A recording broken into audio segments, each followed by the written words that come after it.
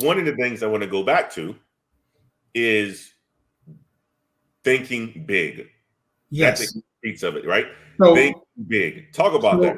So in thinking big, so in 2017, at the peak of my 2016, I'm sorry, at the peak of my career as a contractor in DC, I wanted to build a e-signature application because it was a problem finding the right e-signature applications. I don't want to name the big names, but they were very expensive. So I decided to design one and build one. So I did.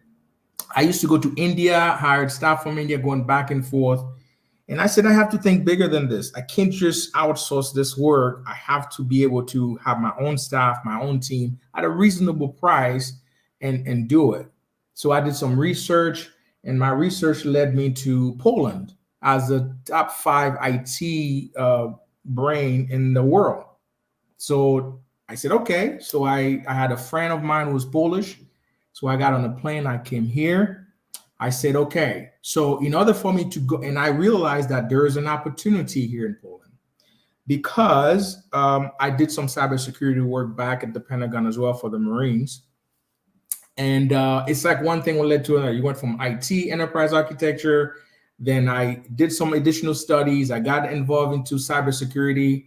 Then I got studies and became a cybersecurity professional. And then I started seeing the shift in the market where a country like Poland, it's really has some major problems with regard to cybersecurity. So I met with someone at the high level in the government here, and we had drinks, and he said to me, I would like for you to help us in building this network we want to build for the entire country. And he said, can you help? I said, yeah, I can help. I said, I'll put together a white paper for you. So I came home for 2 months during the pandemic. I pretty much wrote the white paper for the entire country on how they should be able to protect the local governments, about 2,500 municipalities in Poland. And I lay out the framework, how it's supposed to be done. So thinking big was, I didn't want to say, well, I can't do it. This is too big for me. No, I said, under no circumstances I'm going to say no to this gentleman. I'm going to build it. I developed the white paper. I presented to them. July 1st, at the middle of the pandemic, I got a phone call from him saying, we love your white paper.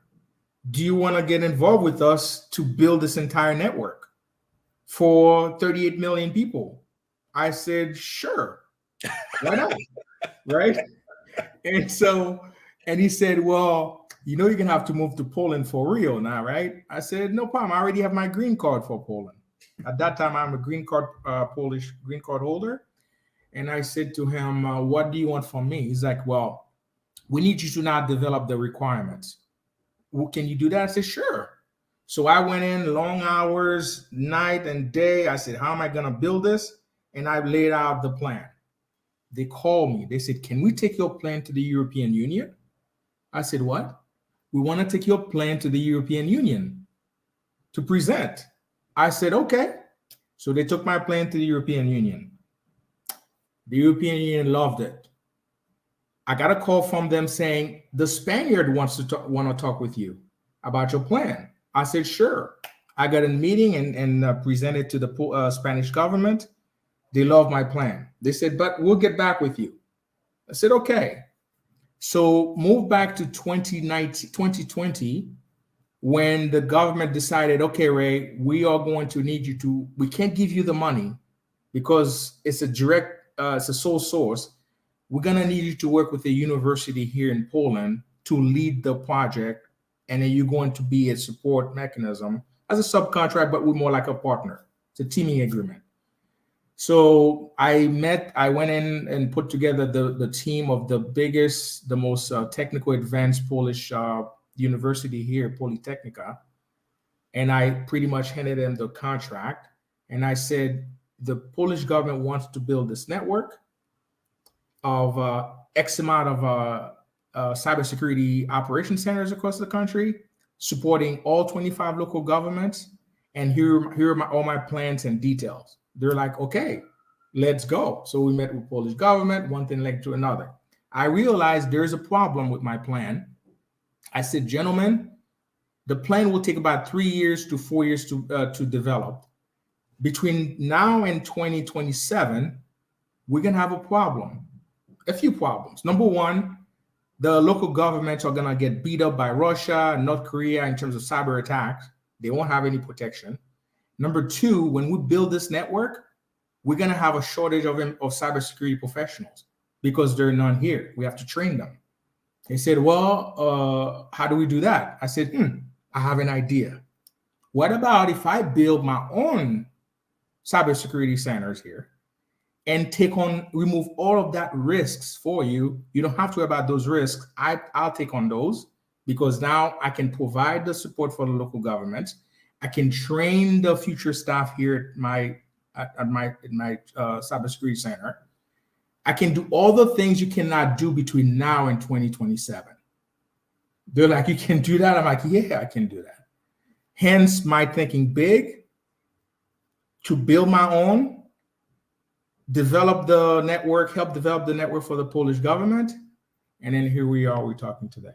All right, I got it, guys. I got to say this. Many of you are probably coming to this show a little bit late, okay?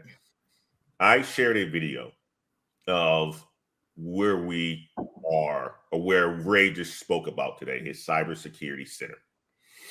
I want to share that again for many of you who come to this a little bit late. I'm very impressed by this. So, guys, I'm going to share this with you one more time. Let me get my screen up and let me do this. 1 second. You know how it is. This is our favorite system, StreamYard, and it's a little bit different how it works. Let me go here. Boom.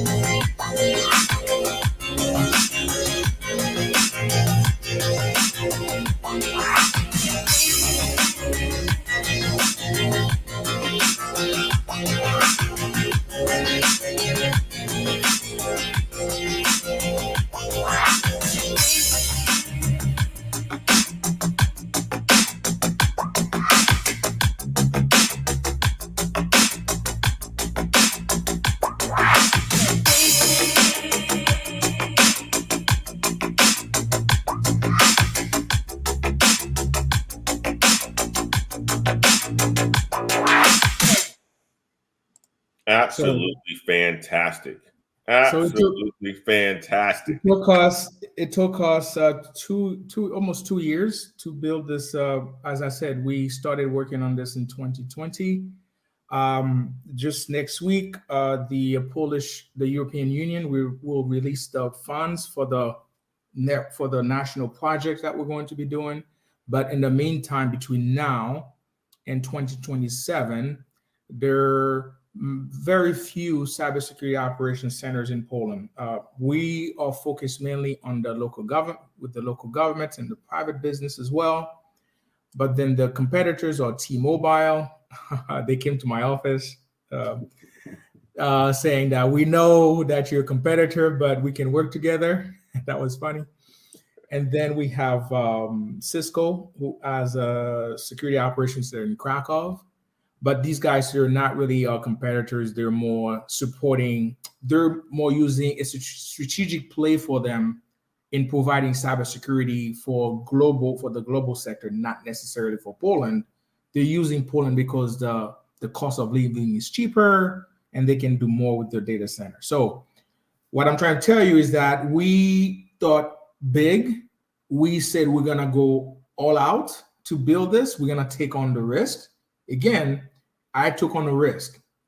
I said to myself, okay, between now and 2027, there will be no help. However, the government will not support me because this is not a government a play. This is my play because I see that the government has a flaw in their plan. And it was a flaw in my plan. And I identified the flaw to them. They said, there's nothing we can do. We're just going to have to wait until 2027 when the network comes online. I say, we cannot wait this long because the number of cyber attacks that the local governments will be suffering for that time is going to be unbelievably, catastrophic. And they said, what are you going to do? I said, I'm going to build it myself. By the way, another way we've reduced risk for the government, they were also worried because they didn't have the experience to build such cybersecurity operations centers. I said about this, I'll do it. I'll pave the way. When it's time to do yours, you'll just copy mine as a blueprint. So now we solve the government's problem of not having the expertise to build a cybersecurity operations center. We've reduced the risk in not having enough professionals, practical professionals in the cybersecurity operations center. If you look at my video, the last part, there is a room that's like a white desk with a bunch of screens. That's the training center where even the universities are going to be sending their student into my lab to be trained. Because one of the problems we have in cybersecurity, even in the United States, the colleges and universities, they're training cybersecurity professionals, the theoretical way of doing it, but they have no practical training, no certifications. And in the cyber world, no one is going to touch you if you're not certified in doing your job. Yep. So therefore, I told them I'm going to eliminate or near eliminate all of that risk by keeping that train moving, that cycle going where the universities are coming here. So I have met universities last week. I have meeting with the universities this week to kind of bring them in and say, send your students here, of course, for a fee. Yep. Right? You have to make money, right? After doing all that thing, taking on all that risks, now we have to have some return on our investment. So now we expect to make big returns in a few months, but then we took on the risk. We're here. Now it's still, think about this, right? So this operation is like having a little baby. Firstborn, you have to feed them a little bit, give them milk to kind of keep them alive until they can walk, until they can crawl, then they can walk. Yep. So we're still not outside of the danger zone because we have to still spend money, onboard clients, new clients, and get them rolling. So all that costs a lot of money to make that happen. So what I'm trying to tell you here, you have to be willing to take some well-calculated risk. Don't be afraid to jump, right? So I told this to my mentees all the time. When you have an idea and you want to go for it, don't start thinking about all the things that could go wrong. Focus on the positives, right? You're going to focus on the positives. Yes, don't be silly by not planning for something to go wrong. You plan your exit strategy, but it's just there in the background, right? Just in case. Focus on the positives. Even if it is to the 11th hour and 58 minutes, and you don't see any way of making it to keep pressing. You never know. At the 11th hour and 59 minutes and 55 seconds, something will go right. As long as you stay positive and keep pushing. Don't ever stop. Don't ever give up. That's ladder climbing right there, man. I appreciate it, Ray. I appreciate it. You got about a good 10 minutes to answer some questions on here.